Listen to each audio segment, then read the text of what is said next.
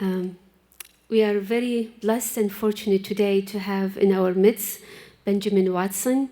I think a lot of you know him and know his amazing career and path. I wish if I can read his bio, pages and pages, which he deserves.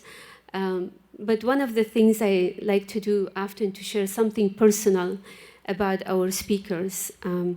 I had the blessings of meeting Benjamin just about 2 years ago when he was in Boston doing some interviews for his amazing documentary, Divided Hearts of America. When he came to the convent and I greeted him, and then we were talking, he was sitting and I was standing, and he was still taller than me. So a lot of people, I think, were laughing whenever they saw that picture. But one of my special memories with Benjamin during that visit is the profound sense of his identity as a father. It was just few months after his twin were born, and I saw a glow in his face when he was talking about his children. I'm sure you know his football career has led him to so many amazing places and experiences and people.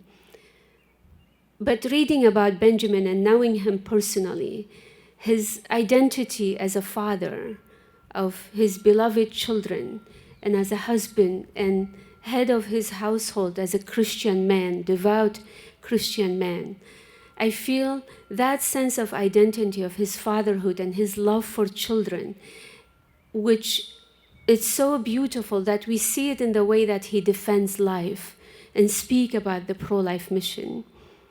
I feel if you ask Benjamin, that's just my own observation from just watching him and listening to him, even in an interview when he spoke about his 2 babies in heaven, when him and his beautiful wife miscarried 2 children.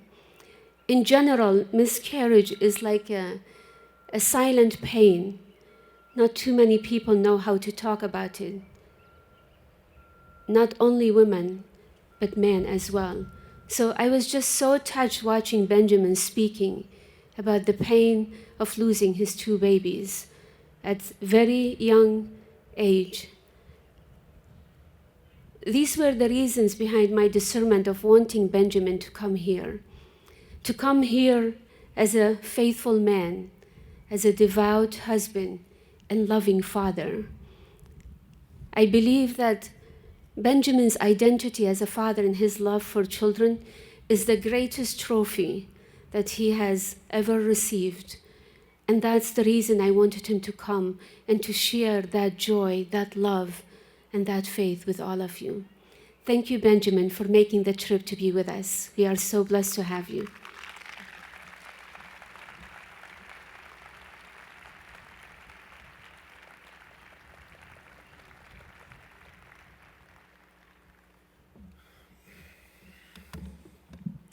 Thank you, Mother Olga. Man, can I bring you on the road with me? That was amazing. Mayor Cope, thank you for the invitation. It is great to be here with all of you. It's great to be back in Quincy. And I said Quincy and not Quincy because I lived in Quincy, so I know how to pronounce it correctly. Lived here for 6 years, from 2004 to 2009 while I was playing for the Patriots, and then I left and went around the country for 10 years and then came back here and finished my final year in the NFL, and we lived over in Westwood. But it's also good to be back on a football field because I think the last time I was on the field, we lost in the playoffs. I don't want to take you back to that bad memory. But it is truly a blessing. I just called my kids and told them good night. We live in Atlanta, Georgia now. And my daughter, who was born here in 2009 in Brigham and Women's Hospital, she said, "How's the air feel? Is it crisp?" I said, "Actually, babe, it's actually kind of warm." So I'm hearing that you're having a warm spell. This is beautiful. What a beautiful night for this event. And I would just echo what has been said already.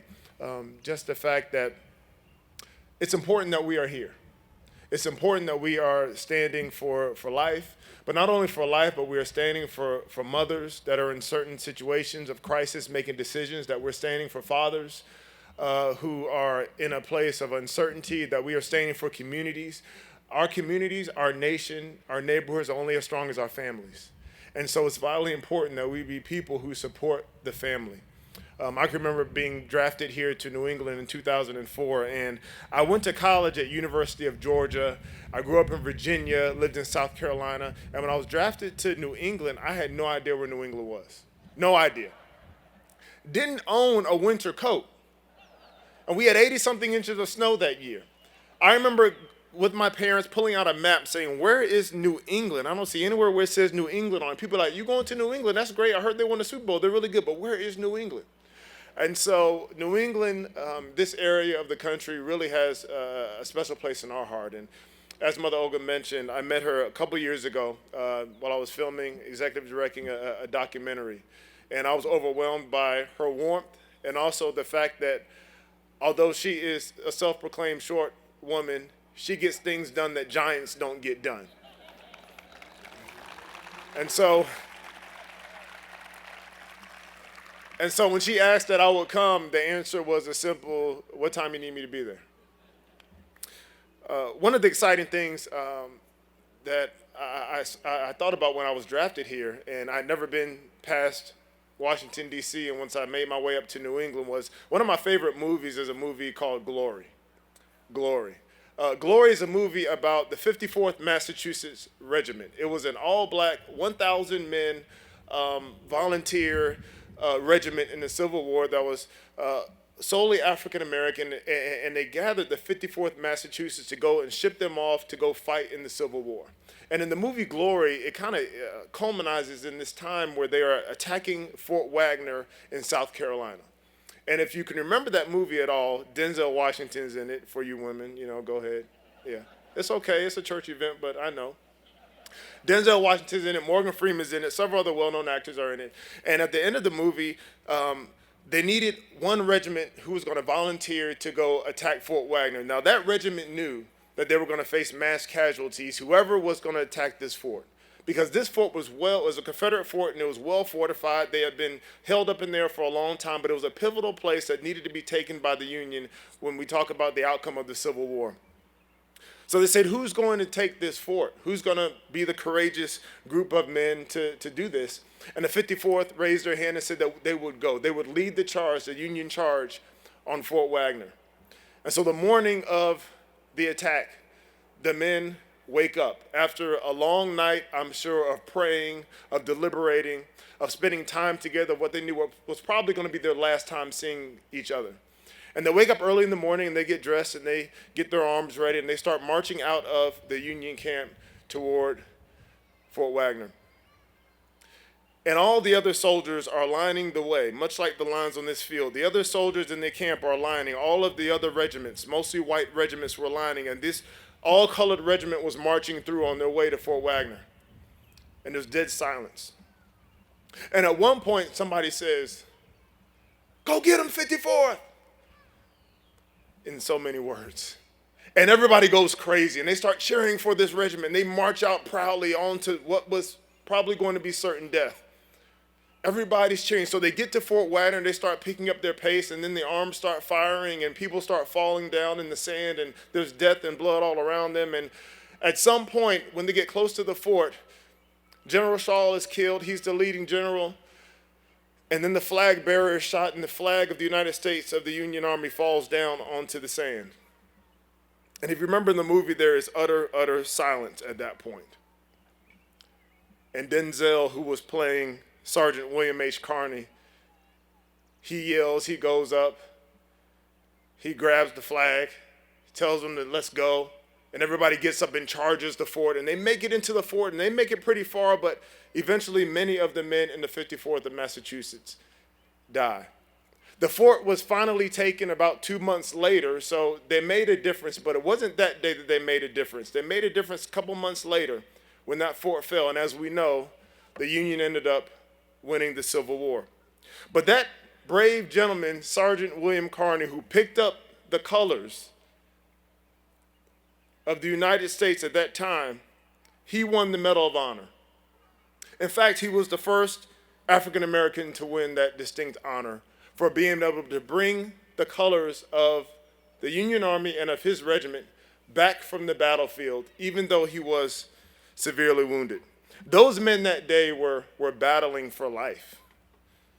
They were battling for rights. They were battling for the rights of personhood for millions of descendants of Africans that were enslaved on this soil. And today we are doing much the same thing. We are battling for rights. We're battling for personhood. We're battling for people and children to be recognized. And much like Sergeant Carney on that day, by picking up that flag, as I look at you and think about myself and so many others around the country, that's what we're doing. We are standard bearers. We are waving the flag. We may not win today. We may not win tomorrow. But your acts of bravery are necessary when we talk about creating a culture of life. You could be the one, your simple act, your prayer, your decision to serve can be what turns the tide. It's kind of funny being out here on a football field again, because all of a sudden, I don't know about you all, but sometimes you get flashbacks when you come around places. And I can remember driving up and down on this street right here in the off seasons, and I lived in Marina Bay. And I can remember sometimes coming on this field and running sprints in the off season just so I didn't have to go all the way to Foxborough to do it. So I would just do it here sometimes. And many times in football, as a team, you gain 5 yards, you gain 10 yards, you go back 5. You gain 10 more yards or 8 more yards, and you go back 6. Or somebody has a holding penalty, some offensive lineman, you don't even know their name until they make a mistake. You know the offensive lineman's name when they make a mistake, right? Can't name none of the old linemen until they mess up. You take a step back, and then next thing you know, there's a home run hit. That takes perseverance and character. And so I say all that to say that in the pro-life movement, in this justice movement, there's going to need to be some perseverance. There's going to need to be some fortitude. But there's always going to be a need to see and remain focused on the goal and focused on the lives that are at stake. Good football teams always remain focused. Even when they face adversity, even when they have a couple losing games, even when they have an injury, even when everybody on the outside, the media is saying you can't do it, they stay focused on their task and on their mission and on their assignment. And in that way, they overcome because the goal is worth the fight. It's worth the determination. I'm reminded of a verse in Proverbs 31. You're probably familiar with it. But I'd love to bring it to your attention because I think it speaks to where we are right now.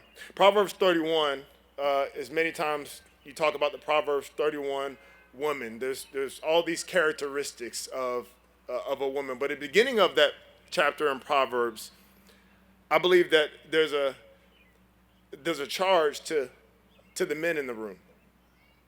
And I can say that because I'm a man. I can talk junk about men because I'm a man. But there's a charge to us, and it says in verse 8 and 9, it says, "Speak up for those who cannot speak for themselves, for the rights of all who are destitute. Speak up and judge fairly. Defend the rights of the poor and the needy." For those of us who are men specifically, that's what that verse is talking to, but for all of us, we ought to speak for those who are vulnerable. We ought to speak for those who need to be defended. We ought to speak for the rights of the poor and the needy. And as we know, there is no other person on our planet that is as defenseless and vulnerable as the preborn child. I had a coach that you all know very well named Bill Belichick. You can cheer for him if you want to, or you can boo. It doesn't matter to me. I don't work there anymore. One of his favorite sayings was something called "do your job." You heard that before? Do your job. When we would come into the building in Foxborough, there was a sign on the wall, on the door, I'm sorry.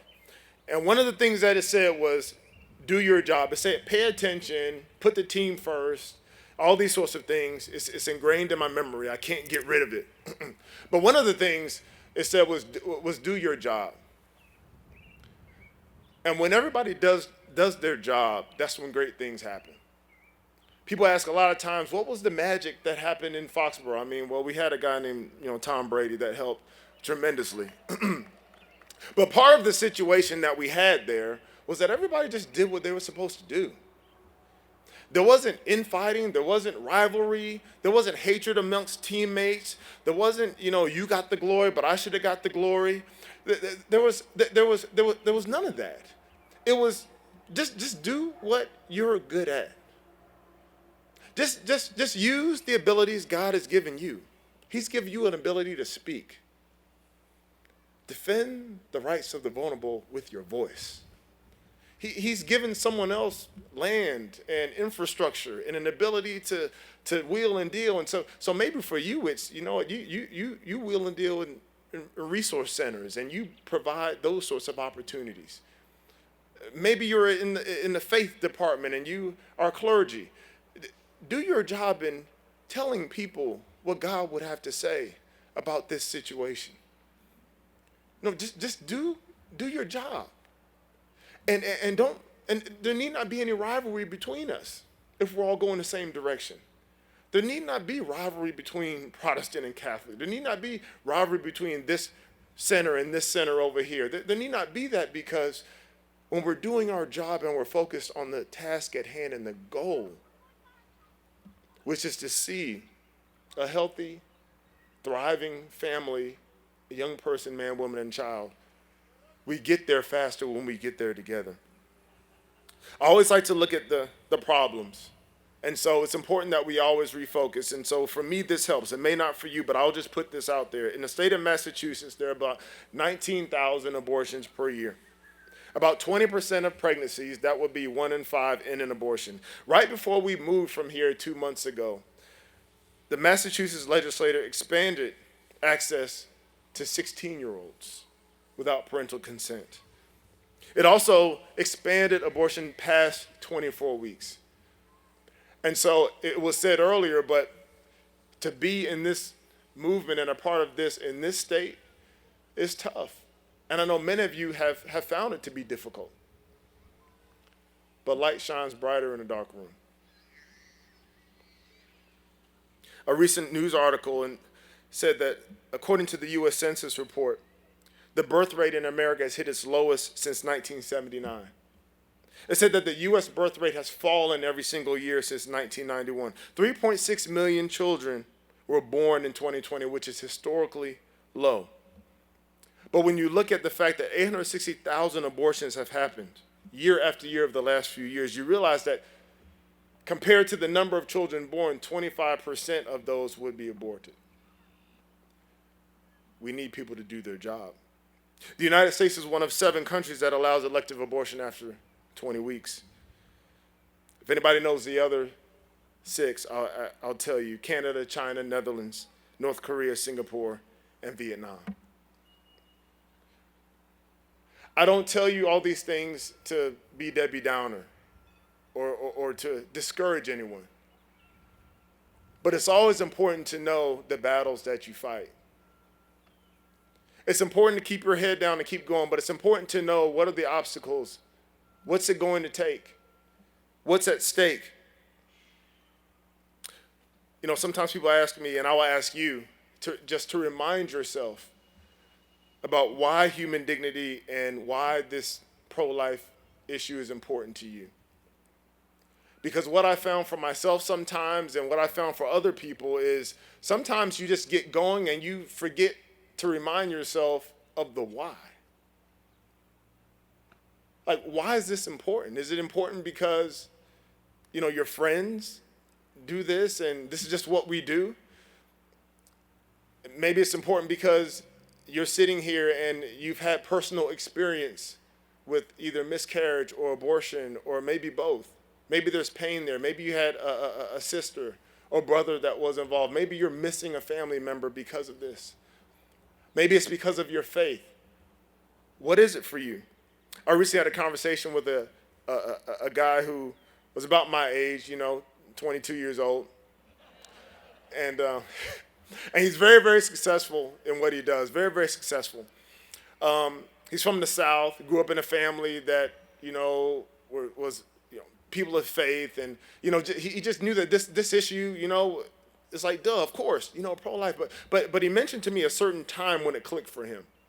He said that he and his wife were in Washington, D.C. not too long ago, and they didn't know when they got there that the Women's March was happening. And so he said that he and his wife were walking around, looking at monuments, probably going to museums, and there was just a lot of people around there, and they overheard a conversation that had to do with a gruesome abortion, about a partial birth abortion, and the comments that were made around it just shocked him. And all of a sudden he realized everybody doesn't think that way. And so he started thinking why, and for him, that was kind of a shift. And ever since then, he has been using his status, his resources, his minutes, his time, his material, his treasure, to advocate for people and children and their mothers. So I ask you to remember and take yourself back to what was that time for you. And we're going to hear more from people, and again, whatever it is, don't lose sight of that time, because that's what will continue to motivate you. Why I'm involved is very briefly, and Mother Ogo talked about it, but as a believer, I do believe that Psalm 139 is real. I believe that God formed our inward parts, and that he wove us together in our mother's womb, and that we are stamped with the image of our Creator. That's what sets us apart. Young people, don't believe the lie that we're all the same, that we just evolved. No, we are set apart as people. We have a different value.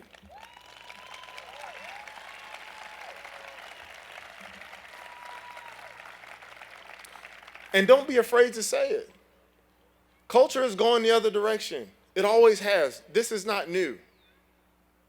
But as believers, as people who understand the truth of God's word, as people who understand the value that God places on every individual, whether that person loves him back or not, you have a duty to speak up about it, as difficult as that may be. So as a believer, this is important. Really, as a justice advocate, I would say that a lot of times people ask me, when did you become pro-life? And I say, well, I'm really pro-justice. And the Bible talks a lot about justice. The Bible talks a lot about injustice.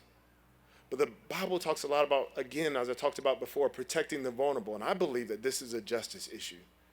There is injustice being done. The same way we get upset with sex trafficking. My wife and I have been involved with an organization called International Justice Mission. There are about 2 million children in the global sex trafficking trade. 2 million. Human trafficking is a billion-dollar industry. $1 billion. Domestically, abroad, it happens everywhere. It happens right here in Quincy.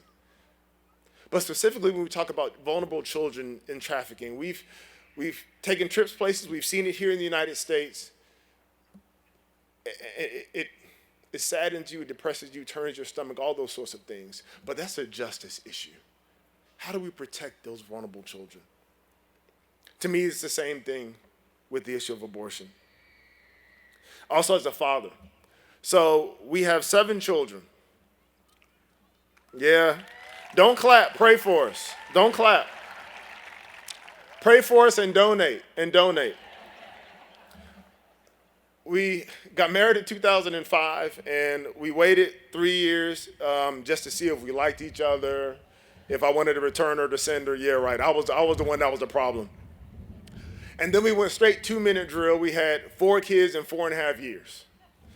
The first one was at Brigham and Women's, and then we had 3 when we got to Cleveland. I don't know if anybody's here from Cleveland, but when I was living in Cleveland for 3 years, we had 3 kids in 3 years because there was so much to do in Cleveland. And it was cold. After we had the 4, we looked at each other and was like, oh, are you done? Are you done? I said, I think I'm done. Maybe we're done. And you know what happens when you think you're done? You're really not done. So we had number 5. Baby girls. We had 2 girls, 2 boys, and then we had number 5 as a baby girl, and she's 5 years old now. And then we waited a little bit, and we felt like we were done, but my wife loves even numbers, because for some reason she thinks that, when you go to the amusement park, everybody will have a friend. So everybody will be paired off. And so we kind of had this debate because I'm like, five is a cool number too because, five, they're like a fist, they're really strong. Five is kind of edgy, it's a nickel, but we agreed to come together and go for number six and even it all out. And then, as was mentioned, we had a miscarriage, and that was very, very difficult. We had never had an issue with getting pregnant, having healthy children and healthy pregnancies. And we had the miscarriage and at a time where we had just transitioned to another part of the country to work, very lonely time. And then we said, we'll try again, and we tried again and had another miscarriage. And at that moment, we realized how that impacts so many people. So many of you sitting here have had miscarriages and suffered in silence.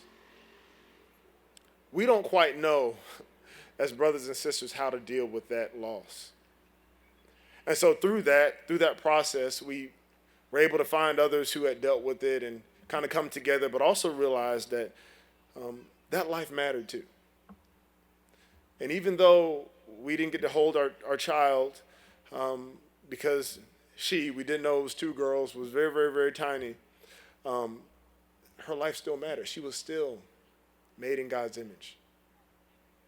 And so just a word of encouragement and comfort for those of you who still are going through that grieving process. So then we said, you know what, we'll try one more time. And if nothing happens, then that's it. And so by this point, I could be a doctor, because I've seen so many ultrasounds. Like I can go in there. I don't even need the doctor. Like I don't need to pay you, man. I can just look at it and tell what's going on. So we're in there getting the ultrasound, and I'm cursing this next to me, and I'm looking at the screen, and my mom happened to be there as well.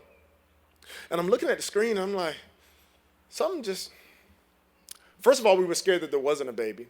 But then when I saw something on the screen, I was really, really confused. And so Kirsten asked the technician, ma'am, do you see a baby in there? She said, well, I see two babies.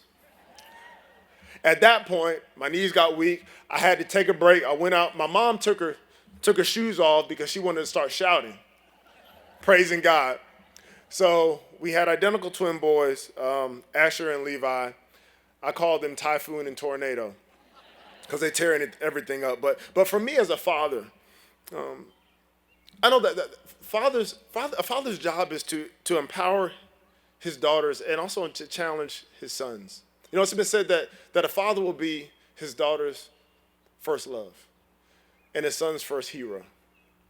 And so as a father, and Father's Day is coming, children are important to me. Children are a heritage from the Lord. Like arrows in the hands of a warrior, so are the children of your youth.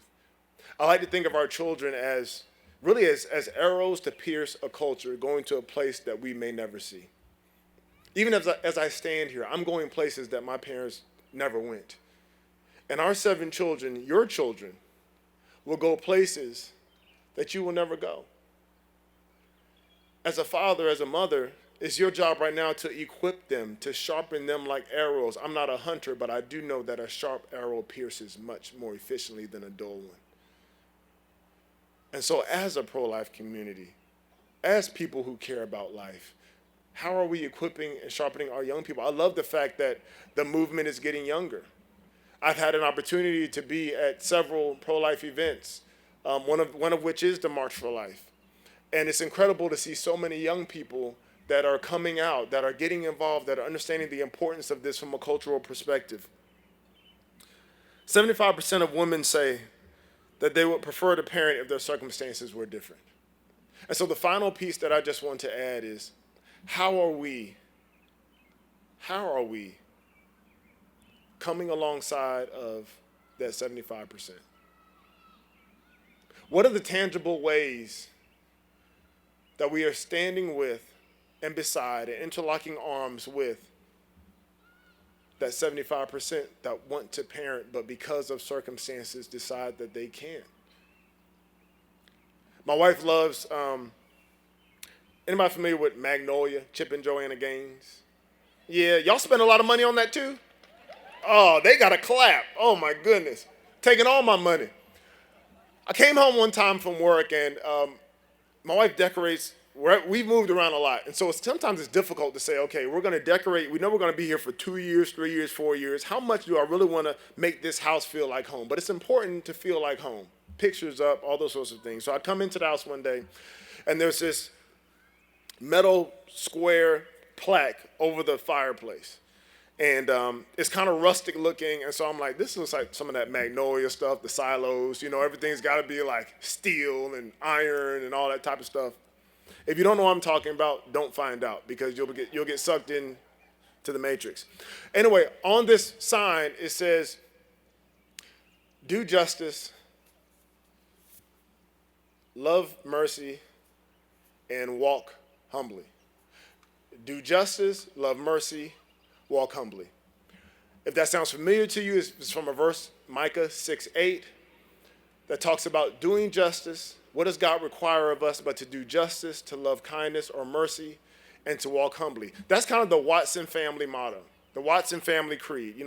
We teach our kids that verse, and we say, you know what, we want to be people who do justice. We want to be people who love kindness or love mercy. We want to be people who walk humbly with our God. And when we talk about the 75% of women who would rather parent, but because of circumstances, they're seeking to abort. When we talk about the man, the young man, the older man, who is pushing the mother of his child to abort. When we talk about the married couple who's like, we've had enough children and we're just not ready. When we talk about someone whose finances are kind of shaky. When we talk about maybe whatever reason you had, if you ever decided to abort. How do we do justice and love mercy and kindness and walk humbly before God? Let those three instruct how we engage. We should never lose people because of the way that we talk to them. My wife loves to say, be careful what you say to people and how you say it. And I've been guilty of this plenty of times. Because at some point, that person that you're condemning may be your brother and sister in Christ. So be careful how you address them. Be careful the names you call them. Be careful the box that you put them in. Because if not for the grace of God, there you may be as well. There's a story about a woman named Irena Sendler. That name may not be familiar to you. Irena Sendler. I ran across this story about a year or so ago, and in 1933, about 9 million Jews lived in the 21 countries of Europe that would be occupied by Germany during the war. By 1945, 2 of every 3 European Jews had been killed by the Nazis. 1.5 million children were murdered. A woman named Irena Sendler, she was a Polish woman, she was a mother, but this remarkable woman actually saved 2,500 Jewish children by smuggling them out of the Warsaw Ghetto. In 1942, the Nazis herded hundreds of thousands of Jews into a 16-block area that came to be known as the Warsaw Ghetto. The ghetto was sealed, and the Jewish families could not get in. They were held behind walls. And what Irena did was she ended up getting a pass to work for the Epidemic Control Department. So she kind of hid herself, and she worked undercover, but she would go into the ghetto, even though she didn't have to be there, to work amongst the Jews. Irena was a young mother herself, and so she cared about children. But she would persuade the parents to part with their children. And she said that it was a horrendous task trying to get a mother and father to give their children up. She said so many times the parents would say, "Can you guarantee me that they will live?" And she would say, "I guarantee that if they stay, they will die." She said what she would do was that she would carefully note the children's original names and their new identities. She found parents to adopt the children on the other side of the wall, and she would connect them together, but they all had fake names, fake identities in order to protect them. She kept the true identities in the jars that she buried actually beneath an apple tree in a neighbor's yard. No one knew about this. And so finally, she was actually found out. She was tortured. But after the war, in those jars contained the names of 2,500 children. She said that she would take the children out in gunny sacks or body bags. Some of them were buried inside a load of goods. A mechanic took a baby out in his toolbox. She found ways to get these children out of the ghetto, and she ended up saving 2,500 children. This lovely, courageous woman was one of the most dedicated and active workers in aiding Jews during the Nazi occupation. So my final question to me and to you, what are the names of the children buried in the proverbial jar in your backyard? What are their names? Some of those names you will know. For many of you, you work hand in hand. You are hands-on. You are on the front lines, greeting and welcoming women and preborn children. You're standing beside them. You're providing financially. You are doing whatever needs to be done. You are connecting people and meeting needs. Some of you know those names. For some of you, that's not your calling, but maybe your calling is financial, and you're supporting other organizations that are doing that. For all of you and all of us, it's our prayers. So as we pray tonight, and as we seek God's intervention in what really is a human rights issue of our day, what are the names that are buried in the jars in your backyard? My hope is that there are many, and that at some day we will be able to greet so many of these children because of the work that we did and you did during your time on this earth. It is a pleasure to be with you, and I'm so encouraged by your willingness to come out in the football stadium and worship, but really to get together and encourage each other for this most important work. God bless you.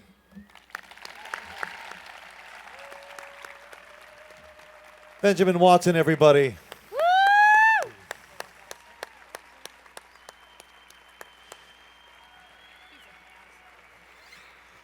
And ladies and gentlemen, we all love him as our football hero locally, of course, but also his movie is Divided Hearts of America. And you can find that movie, I believe, on the Salem Network, yes? But that's a film you can find there.